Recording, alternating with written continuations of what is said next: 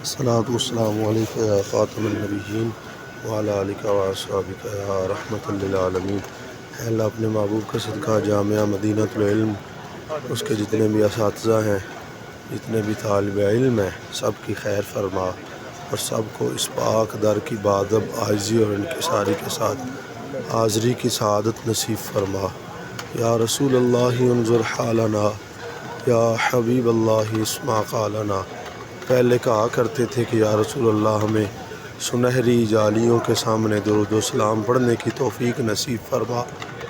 اے اللہ تو نے موقع عطا فرمایا، سب کو اس پاک در کی ادب و عاجزی اور انکساری کے ساتھ اس پاک در کی بادب حاضری کی ہمت طاقت نصیب فرما۔